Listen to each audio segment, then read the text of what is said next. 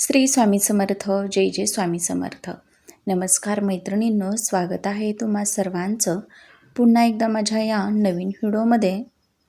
तर आपल्या हिंदू धर्मामध्ये आपण अनेक सण उत्सव अगदी उत्साहात आनंदात साजरे करत असतो आणि त्या प्रत्येक सणाचं महत्त्व हे देखील खूप वेगवेगळं असतं आणि त्यातीलच 3.5 मुहूर्तांपैकी एक शुभ मुहूर्त असलेला सण म्हणजे अक्षय तृतीया, जो स्वयंसिद्ध म्हणून सुद्धा ओळखला जात असतो. तर हा जो दिवस आहे तर तो अतिशय महत्त्वाचा मानला गेला आहे आणि हा जो सण आहे तर तो दरवर्षीप्रमाणे याही वर्षी म्हणजे 2026मध्ये सुद्धा वैशाख महिन्यातील शुक्ल पक्षातील तृतीया तिथीला म्हणजेच 19 एप्रिलला रविवारच्या दिवशी आलेला आहे. अक्षय तृतीयेच्या दिवशी आपण सर्व जी कामं करत असतो, कार्य करत असतो तर ती शुभ केली जात असतात. या दिवशी बघा आपण नवीन कपडे, वाहन, घर, त्यासोबतच एखादी मालमत्ता, त्यासोबतच नवीन व्यवसायाची सुरुवात करणं किंवा उद्योगधंद्याची सुरुवात करणं, सोने, चांदी किंवा इतर वस्तू ज्या आहेत तर त्या खरेदी करणं अतिशय शुभ मानलं जात असतं. या दिवशी दानाला आणि स्नानाला विशेष असं महत्त्व दिलं जातं. त्यामुळे या दिवशी वस्त्रदान, अन्नदान हे देखील केलं जात असतं. अक्षय तृतीयेच्या दिवशी बघा भगवान विष्णूंचा 6वा अवतार असलेला परशुरामांचा जन्म झाला होता. म्हणून हा दिवस जो आहे तर तो परशुराम जयंती म्हणून सुद्धा साजरा केला जात आहे. त्याचबरोबर असं सुद्धा म्हटलं जातं की या दिवशी माता पार्वतीनं अन्नपूर्णा मातेचं रूप जे आहे, अवतार जो आहे तर तो धारण केला होता आणि म्हणून या दिवशी बघा अन्नपूर्णा जयंती म्हणून सुद्धा साजरी केली जात असते. स्वयंपाकघराची, आपल्या गॅस शेगडीची या दिवशी आवर्जून पूजा केली जात असते.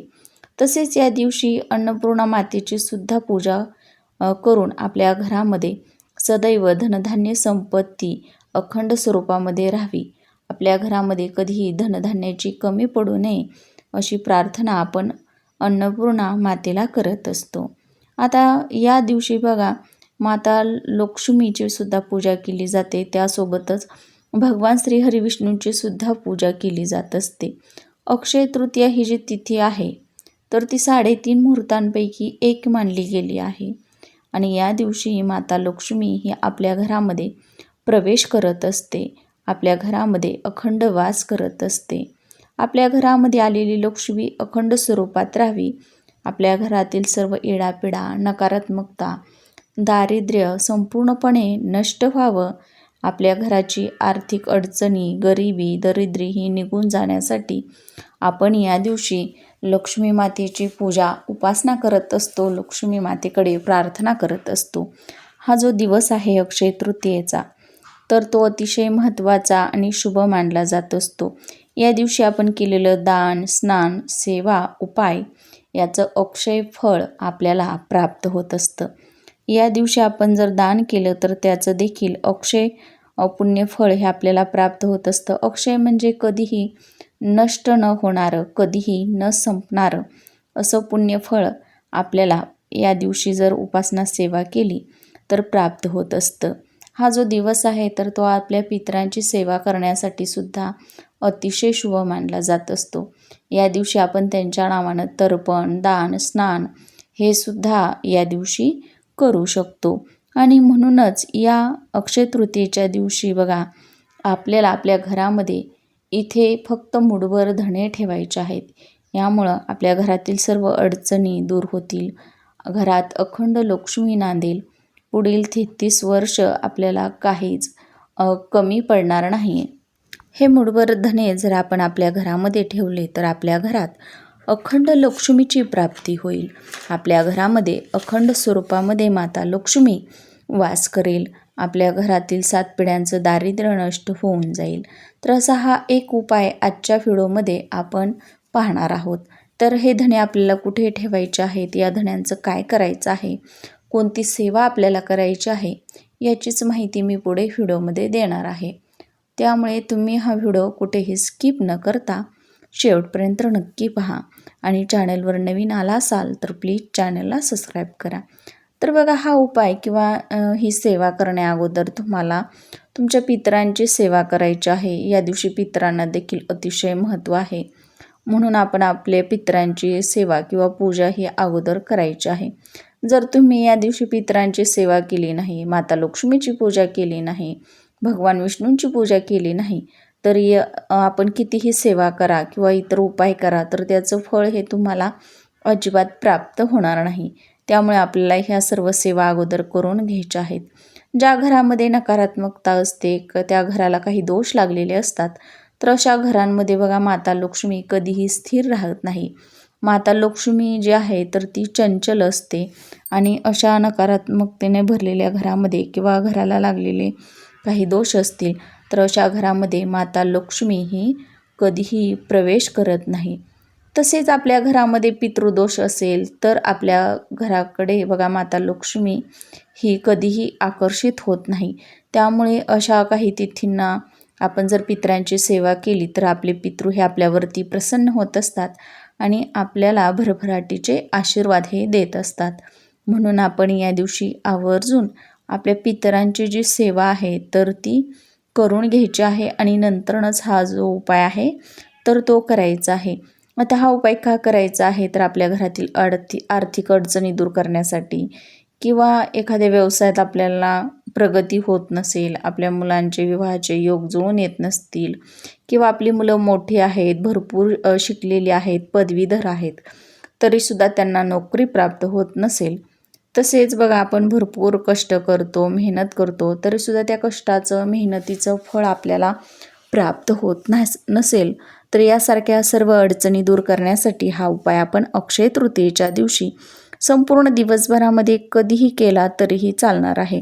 आपल्याला कष्ट आणि मेहनत हे तर करायचेच आहेत, पण त्या कष्टाला मेहनतीला आपल्या नशिबाची भाग्याची साथ मिळाली तर आपली प्रत्येक स्वप्न, इच्छा, मनोकामना पूर्ण होत असतात.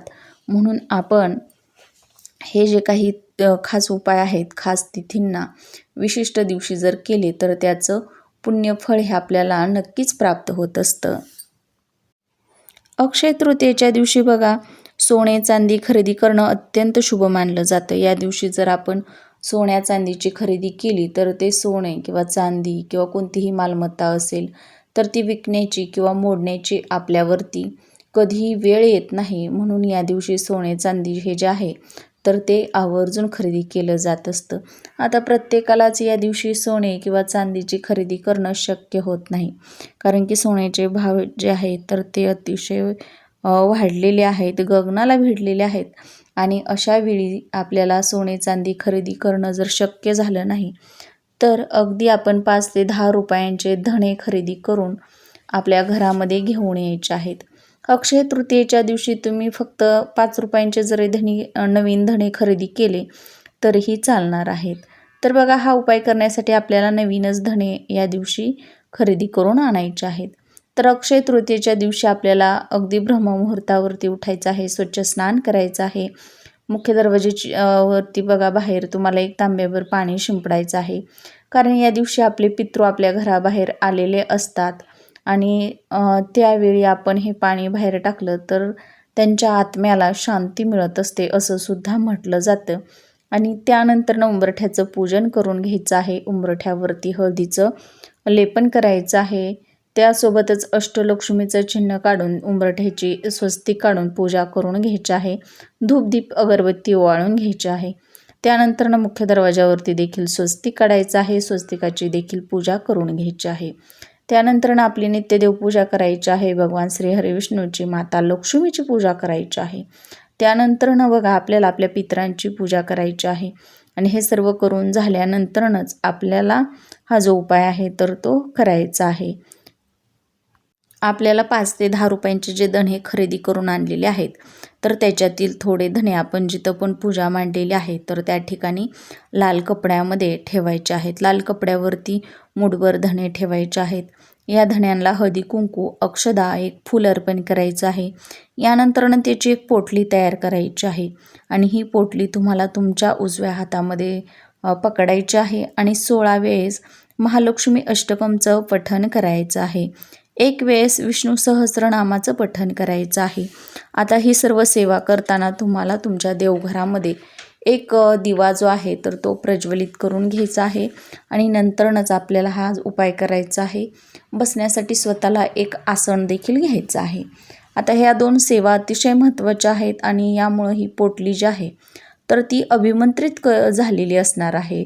अभिमंत्रित पोटली जी झालेली आहे तर ती आपल्याला देवघरामध्ये देवांसमोर तशीच ठेवायची आहे. आता तुम्हाला दोन्ही हात जोडून माता लक्ष्मीला प्रार्थना करायची आहे आणि तुमची जी पण इच्छा आहे तर ती तुम्हाला मनोमन व्यक्त करायची आहे. मग ती तुमची इच्छा कोणतीही असो, कर्जमुक्तीसाठी असेल किंवा मुलांच्या प्रगतीसाठी असेल, तुमच्या घरामध्ये पैसा टिकत नसेल ती असेल तर तशी इच्छा मनोमन व्यक्त करायची आहे. आता संपूर्ण दिवसभर आणि रात्रभर ही पोटली तिथंच ठेवायची आहे. दुसऱ्या दिवशी स्वच्छ स्नान करायचं आहे. स्नान केल्यानंतरनं ती पोटली उचलून पैशांच्या तिजोरीमध्ये आपल्याला ठेवून द्यायची आहे. ज्या ठिकाणी आपण आपले पैसे ठेवतो, दागदागिने ठेवतो तर त्या ठिकाणी तुम्हाला कपाटामध्ये ही पोटली ठेवून द्यायची आहे. अशा पद्धतीनं तुम्हाला हा उपाय करायचा आहे. बघा तुमच्या घरामध्ये बघा पैशाला पैसा लागत नसेल तर तुमच्या घरामध्ये पैशाला पैसा हा लागत जाईल. घरातील आर्थिक अडचणी, नोकरी संबंधित काही अडचणी असतील तर त्या हळूहळू दूर होतील. त्यातून बाहेर पडण्याचा जो मार्ग आहे तर तो योग्य मार्ग तुम्हाला मिळून जाईल आणि तुमची प्रत्येक इच्छा, मनोकामना नक्कीच पूर्ण होईल. आता हे धने ठेवल्यानंतरनं बघा पुढच्या वर्षी म्हणजेच दुसरी अक्षय तृतीया आल्यानंतरनं ही पोटली काढून तुम्ही धने वाहत्या पाण्यामध्ये सोडून द्यायचे आहेत आणि नंतरनंच अक्षय तृतीयेच्या दिवशी पुन्हा नव्यानं अशी एक अभिमंत्रित पोटली करून आपल्या पैशांच्या तिजोरीमध्ये ठेवायची आहे. माहिती आवडल्यास लाईक करा, शेअर करा आणि चॅनेलवर नवीन आला असाल तर प्लीज चॅनेलला सबस्क्राईब करा.